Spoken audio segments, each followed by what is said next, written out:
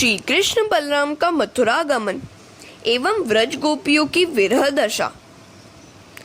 अक्रूर जी नंद जी से कहने लगे, नंद जी, मैं तो आप सबको राजा कंस की ओर से आमंत्रण देने आया हूँ।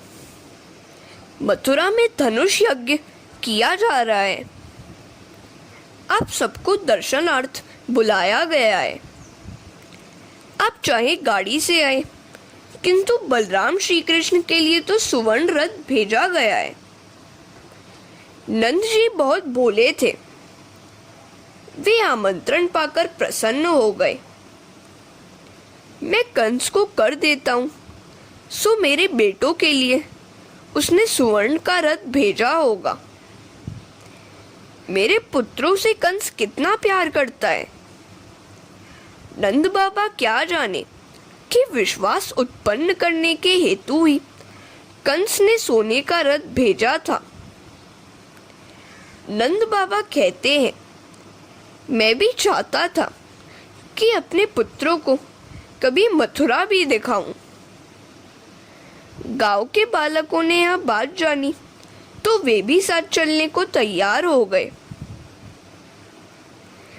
हम नहीं होंगे तो कन्हैया का ध्यान कौन करेगा। वे मानते थे कि बेचारे कन्हैया को वे ही संभाल सकते हैं। जगत की देखभाल करने वाले की आज बालक देखभाल करने चले हैं। नंद बाबा ने सभी बच्चों के साथ चलने की अनुमति दे दी। यह सारी बात जब यशोदा को पता चली तो उनका तो दिल ही बैठ गया। यह अक्रूर नहीं, क्रूर ही है। मेरे लाला को मत जाने दो। वह चला जाएगा तो गोकुल उजड़ जाएगा। वह नहीं होगा तो गाय भी खाना पीना छोड़ देंगी। यदि ले जाना ही है तो बलराम को ले जाओ, कन्हैया को नहीं। सुना है कि मथुरा की नारियां जादूगरनी होती हैं। कुछ ऐसा टोना कर देंगी कि मेरा कन्हैया वापस नहीं आ पाएगा। यशोदा नंद जी से भी विनती करने लगी, यदि तुम्हें मथुरा जाना हो तो जाओ, किंतु लाला को न ले जाओ। वहां उसकी देखभाल कौन करेगा। वह बड़ा शर्मीला है। भूख होने पर भी कुछ मांगता नहीं है। उसे मनाकर कौन खिलाएगा। 2-3 दिन पहले ही मैंने बुरा सपना देखा था। मेरा लाला मुझे छोड़कर हमेशा के लिए मथुरा जा रहा है। अक्रूर मुझे काल जैसा लगता है। मैं लाला को अपनी दृष्टि से दूर नहीं होने दूंगी। नंद बाबा यशोदा को ढाढ़स बंधाते हुए समझाने लगे, कन्हैया 11 बरस का तो हुआ। अब कितने दिनों तक तू उसे अपने घर में रखेगी। उसे बाहर का जगत भी देखना चाहिए। मैं अब उसे गोकुल के राजा बनने योग्य बनाना चाहता हूँ। हम 2-4 दिन मथुरा में घूम घाम कर वापस आ जाएंगे। तू चिंता न कर। फिर भी यशोदा का दिल नहीं मानता है। अपने लाला को अपनी आंखों से मैं कैसे दूर करूं। मैं इस वृद्धावस्था में कन्हैया के लिए ही तो जी रही हूं। यही तो मेरा आधार है। रात आई, सब सो गए, किंतु यशोदा की आंखों से नींद आज दूर दूर चली गई थी। न जाने कल क्या होगा।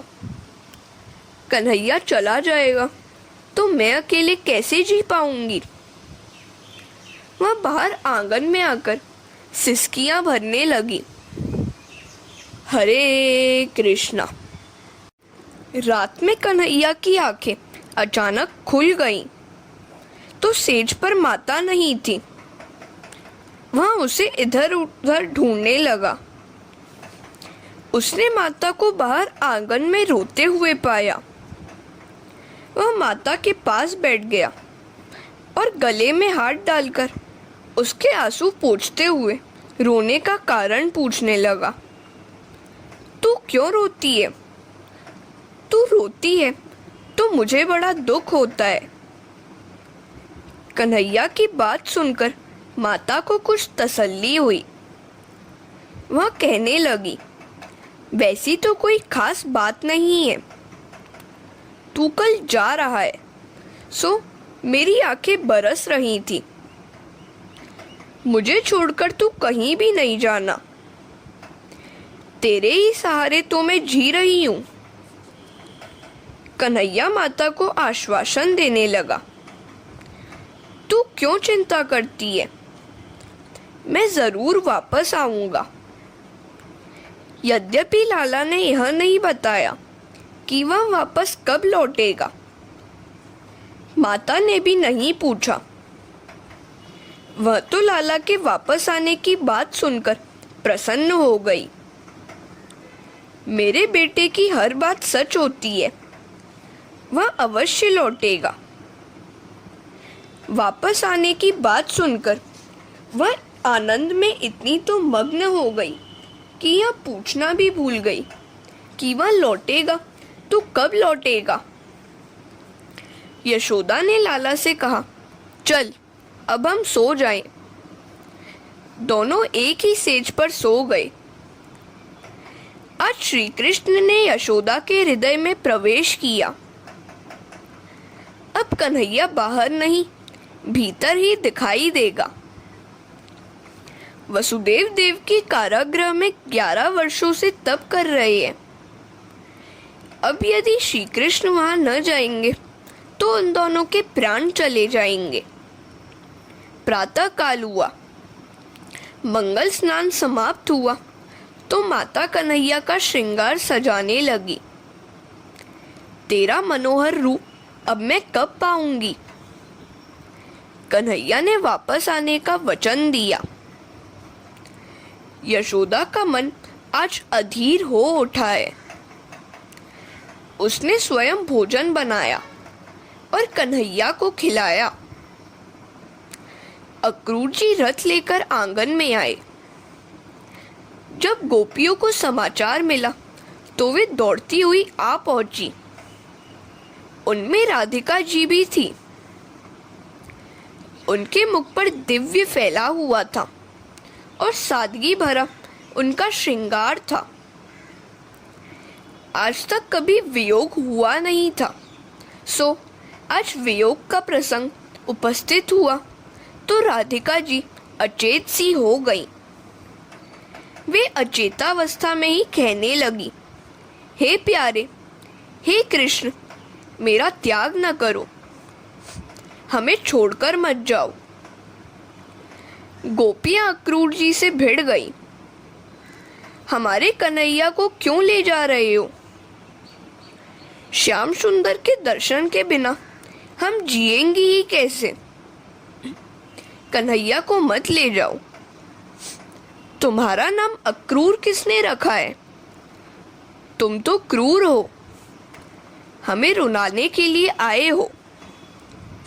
हम तुम्हारे घर का हर कोई काम करने को तैयार हैं, किंतु कृष्ण विरह में हमें मत मारो। कृष्ण विरह से बड़ा और कौन सा दुख होगा? अक्रूर, कन्हैया के बिना गोकुल शमशान सा हो जाएगा। चाहे बलराम को तुम ले जाओ, किंतु कन्हैया को हमसे मत छीनो। मथुरा की पढ़ी लिखी नारियां कृष्ण की ऐसी सेवा करेंगी कि वह हमें भूल जाएगा। वे तो चतुरा हैं और हम अनपढ़। वे न जाने कन्हैया को क्या उल्टा सीधा पढ़ाकर वहीं रोक लेंगी। हमारे भाग्य ही फूटे हुए हैं। गोपियां विलाप कर रही हैं। हे विधाता, तू भी कैसा निर्दय है। जीवों से परस्पर स्नेह कराता है और तुरंत अलग करके विरह अग्नि में जलाता है। अपने कन्हैया के बिना हमसे कैसे जिया जाएगा? हरे कृष्णा। अक्रूर जी को कुछ सूझ ही नहीं रहा है कि इन गोपियों को कैसे समझाया जाए। कृष्ण ने मूर्छित राधा जी को देखा तो उनके पास जाकर कान में कहने लगे, राधे, पृथ्वी पर असुर बहुत बढ़ गए हैं। उन पापी राक्षसों का नाश करके पृथ्वी का बोझ हल्का करना है। आज तक तेरे साथ प्रेम से नाचता खेलता रहा, अब जगत को नचाने जा रहा हूँ। मैं तुम सबके साथ ही नाच सकता हूँ, औरों के साथ नहीं। सखियों, मैं तो जा रहा हूँ, किंतु मेरे प्राणों की रक्षा के लिए तुम अपने प्राण की रक्षा करना। राधे, मैं आज तक तो तेरे समीप ही था, अब कुछ दूर जा रहा हूँ, किंतु हम तो अभिन्न हैं। लीला के हेतु ही हमने अलग अलग शरीर धारण किए हैं। मुझे अपने प्राणों से भी यह बांसुरी अधिक प्यारी है। तू जब भी यह बांसुरी बजाएगी, मैं दौड़ा हुआ चला आऊंगा। गोपियां कहती हैं, कन्हैया, विरह अग्नि में हमें न जलाना, हमें कहीं भूल मत जाना। बाहर के पानी से नहीं, आंखों से बरसते प्रेमाश्रु से ही मन धोया जा सकता है। गोपियां रो रही हैं, कृष्ण उन्हें धीरज बंधा रहे हैं और कह रहे हैं, मेरे मंगलमय प्रयाण के समय रोने से अपशकुन होंगे, मैं अवश्य लौटूंगा। गोपियों का रुदन कुछ कम हुआ तो कृष्ण और बलराम नंद जी के साथ रथारूढ़ हुए। रथ चलने लगा तो गोपियां भी पीछे पीछे चलने लगी। कन्हैया के मना करने पर भी आंसू रुक गए थे, किंतु फिर बह निकले। न जाने कन्हैया अब कब लौटेगा, न जाने कब दर्शन होंगे फिर उसके। वे बड़े जोरों से रोने लगी। विसृज्य लज्जाम रुरुदु स्म सुस्वरम गोविंद दामोदर माधवेति। कैसी थी वे गोपियां? कृष्ण विष्कत मानसा। श्री कृष्ण से ही मन लगा हुआ था। हे गोविंद, हे माधव, इस गोकुल को मत उजाड़ो। नाथ, इस गोकुल को अनाथ न करो, हमको भूल न जाना। एक गोपी कह रही है, नाथ, तुम्हारे दर्शन किए बिना पानी तक न पीने का मेरा नियम था। मेरे यहाँ कुछ क्षणों के लिए ही आते रहना। सारा गांव रो रहा था। अक्रूर जी भी द्रवित हो गए। ग्रामजनों का कृष्ण प्रेम और कृष्ण विरह का दुख देखकर अक्रूर की आंखें भी आंसू बहाने लगी। गाय भी रो रही थी। कोई गोपी रथ के पीछे दौड़ रही है तो कोई मूर्छित होकर गिर रही है। श्री कृष्ण ने अक्रूर जी से कहा, ये प्रेम से छलकते हुए हृदय वाले ग्रामजन मुझे आगे बढ़ने ही नहीं देंगे, सो रथ जरा जल्दी चलाओ। अधीरता से यशोदा रथ के पीछे दौड़ने लगी। प्रभु ने दौड़ती हुई माता को देखा तो रथ रुकवाया। माता ने पुत्र की नजर उतारी, आरती की। बेटे, तेरे जाने से मुझे बड़ा दुख हो रहा है। मैं तो चाहती थी मेरी आंखों से तू कभी दूर ना हो पाए, किंतु मैंने केवल अपने लिए ही तुझसे प्यार नहीं किया है। मैं प्रार्थना करती हूँ कि जहाँ भी तू रहे सुखी रहे। हरे कृष्णा। यशोदा जी श्री कृष्ण से कहती हैं, कान्हा, मैं आज एक रहस्य खोल रही हूँ। तू मुझे माँ कहता है, मैं तुझे बेटा कहती हूँ, किंतु तू मेरा पुत्र नहीं है। तू तो देवकी का पुत्र है। मैं तो तेरी पालक माता हूँ। तेरा लालन पालन करने वाली दासी हूँ। कन्हैया कहता है, अरे माँ, क्या कह रही है तू? लोग चाहे जो कहें, मैं तो सारे जगत से यही कहूँगा कि मैं यशोदा का ही बेटा हूँ। यशोदा कहती है, बेटा, मथुरा में तू यह भूल जाना कि तुझे मैंने कभी मूसल से बांधा था। कन्हैया कहता है, मैं सब कुछ भूल सकता हूँ, किंतु तेरे बंधनों को कैसे भूल जाऊं? मैं मात्र तुझसे ही बंध पाया हूं और कोई मुझे नहीं बांध पाएगा। यशोदा कहती है, तू कहीं मुझे भूल तो नहीं जाएगा? मुझसे मिलने के लिए आएगा ना? कन्हैया कहता है, अवश्य आऊंगा। तू अपने शरीर और हमारी गायों की पूरी पूरी देखभाल करना। माता कन्हैया को आशीर्वाद देती है, तू जहां भी रहे सुखी रहे, यही मेरे आशीर्वाद है। रथ आगे बढ़ने लगा, गोपियां पीछे दौड़ने लगी। उन्होंने कन्हैया की आरती उतारनी चाहिए तो रथ फिर से रोका गया। श्री कृष्ण गोपियों से कहने लगे, दुष्टों की हत्या, दैत्यों का संहार तो मेरे जन्म का गौड़ प्रयोजन है। मेरे अवतार का प्रयोजन तो है गोकुल में प्रेम लीला करना। मेरा एक स्वरूप यहाँ तुम्हारे पास रहेगा और दूसरा स्वरूप मथुरा में। पहले मात्र यशोदा के घर ही एक कन्हैया था, अब हर गोपी के घर में एक एक कृष्ण है। कृष्ण ने सभी गोपियों के हृदय में प्रवेश किया। महाप्रभु जी कहते हैं कि यह अंतरंग का संयोग है और बहिरंग का वियोग। प्रत्येक गोपी अनुभव कर रही है कि श्री कृष्ण उसके पास ही बसे हुए हैं और मथुरा नहीं गए हैं। श्री कृष्ण को लेकर रथ चला गया और गोपियां चित्र लिखित सी खड़ी की खड़ी रह गई। कन्हैया ने गोकुल का त्याग नहीं किया है, वह तो हर एक गोपी के हृदय में बसा हुआ है। भगवान ने वचन दिया था, वृंदावनम परित्यज्य पादमेकम न गच्छति।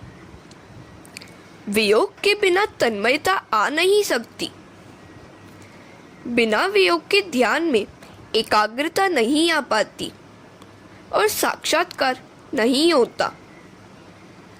व्रजवासी को अपने विरह के सहारे तन्मय बनाने के हेतु से ही भगवान मथुरा गए। वियोग से, विरह से प्रेम पुष्ट बनता है। इसीलिए श्री कृष्ण ने गोपियों को इस वियोग रूपी विशिष्ट योग का दान किया। गोपियों की दशा भी देखिए, श्याम बिनु व्रज सूनो लागे, सुनी कुंज तीर जमुना की सब सूनो लागे, श्याम बिनु चैन नहीं आवे। रथ बढ़ता हुआ यमुना किनारे आया। अक्रूर जी स्नानार्थ जल में उतरे तो जल में श्री कृष्ण और बलराम के दर्शन किए। बाहर देखा तो दोनों को रथ में बैठा हुआ पाया। बार बार ऐसा अनुभव हुआ। अक्रूर को भगवान नारायण के दर्शन हुए। हरे कृष्णा। कुछ वैष्णवों का मानना है कि मथुरा की ओर जाते समय श्री कृष्ण ने यमुना जी में स्नान किया और नारायण का रूप लेकर प्रकट हुए, अर्थात श्री कृष्ण स्वयं वृंदावन वापस आए और उनका नारायण स्वरूप लीला करने के लिए मथुरा गया। वैसे तो श्री कृष्ण और नारायण दोनों एक ही हैं। जो भेद है वह तो उपासना के हेतु ही है। अक्रूर जी ने यमुना में स्नान करके स्तुति की। रथ मथुरा की सीमा पर आया तो श्री कृष्ण ने अक्रूर जी से कहा, चाचा जी, आप आगे बढ़िए, हम यहीं उद्यान में विश्राम करेंगे। जिस नगरी में कंस हो, वहां श्री कृष्ण कैसे रह सकते हैं? यदि वे अंदर जाएं, तो कंस का नाश हो जाएगा। प्रकाश और अंधकार एक साथ कैसे रह सकते हैं? विषयानंद और ब्रह्मानंद एक साथ नहीं रह सकते। मथुरा रूपी मानव काया में श्री कृष्ण रूपी ब्रह्म और कंस रूपी काम एक साथ कैसे रह सकते हैं? जहाँ काम तहाँ राम नहीं, जहाँ राम नहीं काम। तुलसी कबहू न रही सके, रवि रजनी एक ठाम। यशोदा जी ने दही दूध तथा अन्य खाद्य सामग्री इनको दी थी। जब भोजन करने बैठे तो व्रजवासियां, गोपियां, गायें और यशोदा आदि याद आ गए। हाथ रुक गया। नंद जी ने यह देखा तो कारण पूछा। कन्हैया ने कहा, मेरी सखियां, सखा और माताजी मेरे वियोग के कारण भूखे होंगे। मैं खाऊं तो कैसे खाऊं? प्रभु के साथ ऐसा तो प्रेम करो कि वे तुम्हें याद करें। जब तक प्रभु की यादों में तुम बस नहीं पाओगे, तुम्हारी भक्ति अधूरी ही रहेगी। जब तक वे याद नहीं करते, जीव का बंधन बना रहता है। भक्ति ऐसी करो कि भगवान को तुम्हारे बिना चैन न आए। यशोदा जी और गायों का प्रेम ऐसा तो गाढ़ा था कि कृष्ण वियोग में वे खा पी भी न सकी। संध्या आई तो दोनों भाई मथुरा देखने चले। महाद्वार में से प्रवेश किया। आदत के कारण गोकुल के बालक कन्हैया के साथ चलते हुए उसकी जय पुकारने लगे। मथुरा की नारियों ने भी यह सुना। सुखदेव जी वर्णन नहीं करते, मानो प्रत्यक्ष देख रहे हैं। जिस लीला की कथा का प्रसंग चल रहा हो, उसका यदि प्रत्यक्ष अनुभव करने की कल्पना की जाए तो वक्ता और श्रोता को बड़ा आनंद आएगा। स्तनपान कराती हुई एक माता बालक को वहीं छोड़कर कृष्ण के दर्शनार्थ दौड़ निकली। अपना बालक तो घर में ही रहने वाला है, किंतु कृष्ण के दर्शन फिर शायद न हो सके तो। इसी प्रकार नगर के छोटे बड़े सभी अपना अपना कामकाज छोड़कर श्री कृष्ण के दर्शन के लिए दौड़ चले। भगवान के दर्शन के लिए वैसी ही लगन होनी चाहिए। आतुरता के बिना दर्शन हो नहीं पाते। दर्शन में लीन हो जाने से बड़ा आनंद आता है। ऐसी व्याकुलता, आतुरता, लगन होगी तो ईश्वर दर्शन देने की कृपा करेंगे। मथुरा की स्त्रियां श्री कृष्ण के दर्शन करती हुई आपस में बातें करने लगी। हरे कृष्णा।